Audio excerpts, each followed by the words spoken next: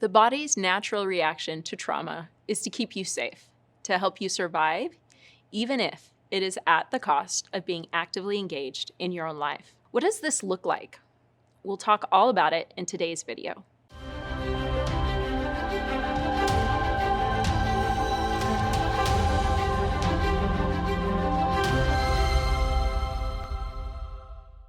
Hi, I'm Alicia Decker, co-founder of Mended Light, and I am passionate about supporting you in healing. This channel is all about healing from trauma, so you can feel safe, whole, and worthy of love. Please join us, and remember to subscribe and click the bell to be sure you don't miss a thing.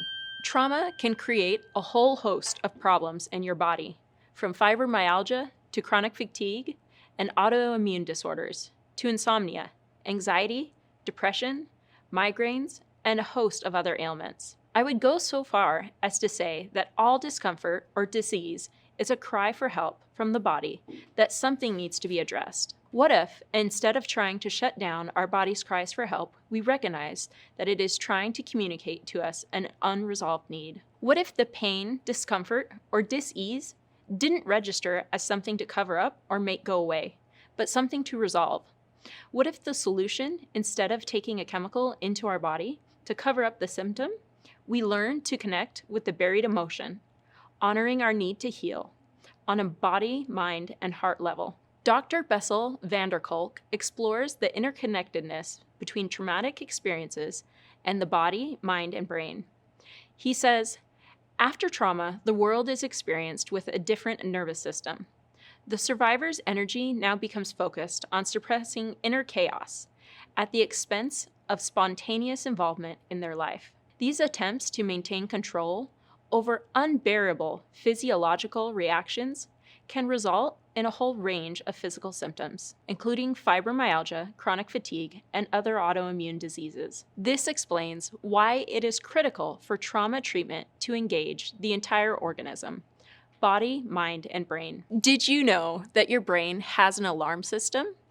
And when it is triggered, it is designed to help you survive, even at the cost of you being actively engaged in your own life. When the alarm system is triggered, it is almost like your brain has pre-programmed escape plans. It shuts down or decreases the higher thinking parts of your brain, the ones responsible for conscious thought, and engages a survival mode in what is sometimes called your reptilian brain. Your body may respond to a trauma or trigger before your conscious mind has even had a chance to catch up with what is going on. That is because the conscious part of the brain literally goes offline in the event of a trauma, threat, or trigger. For this reason, you cannot just will yourself out of responding differently.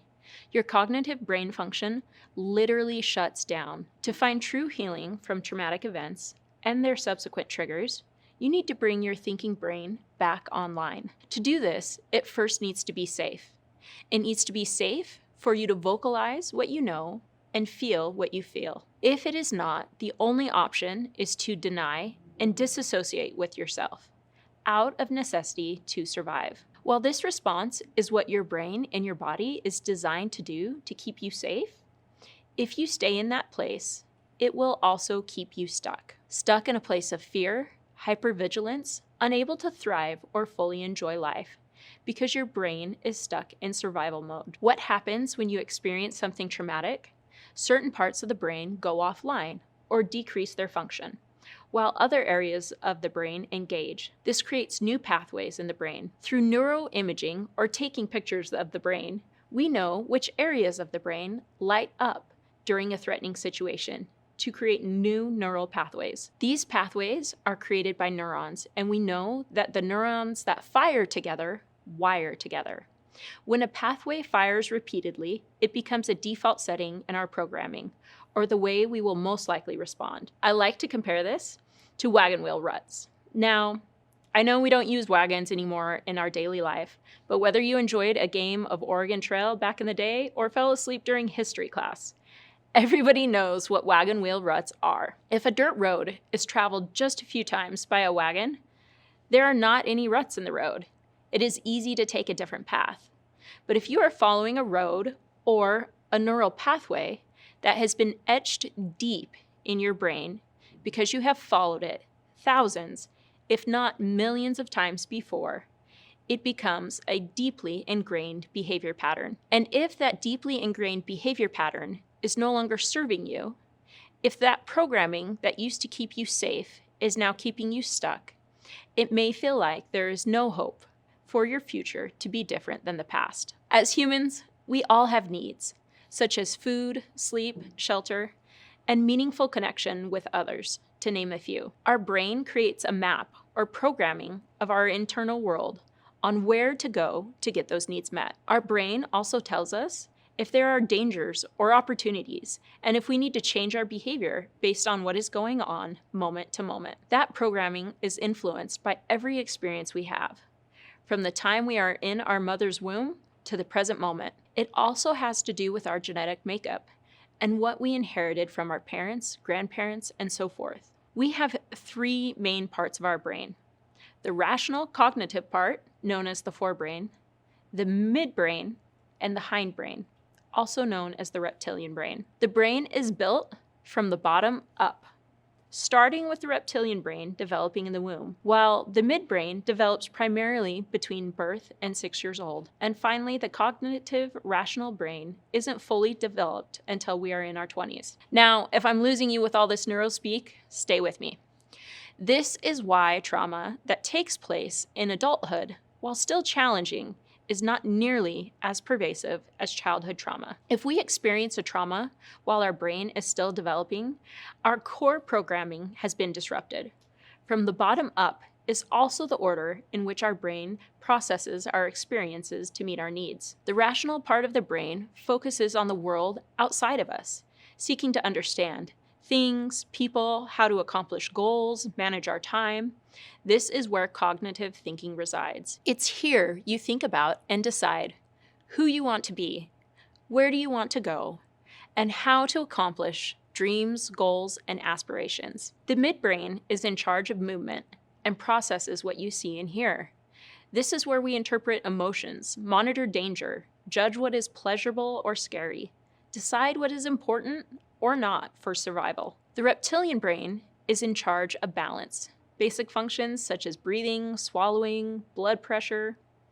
Think of all the things that newborn babies do: eat, sleep, wake, cry, breathe, feel temperature, hunger, pain, poop and pee.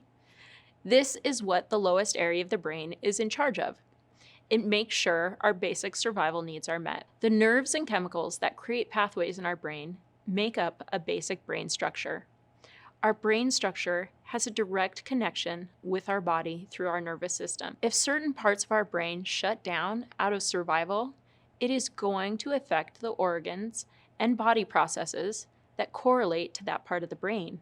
If you need support in letting go of stuck emotions, check out our video, How to Release Trauma Trapped in the Body. Going back to the quote we started with, all of these reasons are why, after trauma, the world is experienced with a different nervous system. Your energy after trauma is now focused on suppressing inner chaos at the expense of spontaneous involvement in your life. These attempts to maintain control over unbearable stress caused when you go into a state of fight, flight, or freeze can cause a whole range of physical symptoms, including autoimmune diseases, migraines, depression, anxiety, and many more. This explains why it is critical for trauma treatment to engage the entire person, body, mind, and brain. So if you ever feel like you're crazy, or you're questioning what's wrong with you, wondering why you can't just get over it and move on, it is because your brain has literally been rewired by the trauma and subsequent PTSD. Your brain was protecting you in the moment to keep you safe. Recognize that if you are now in a place of safety and security, these coping mechanisms are no longer keeping you safe. They are keeping you stuck. Show yourself love and appreciation and understanding for the amazing ways you have handled the challenges of trauma. You are still here, you are still trying, and that is commendable. You are worthy of love, understanding, and happiness. Get the support you need to heal. If this video has been helpful, will you do me a favor? Please share this with a loved one who needs support in their healing journey. Also, remember to subscribe, click the bell, and watch the next video. Until next time, keep shining. We need your light.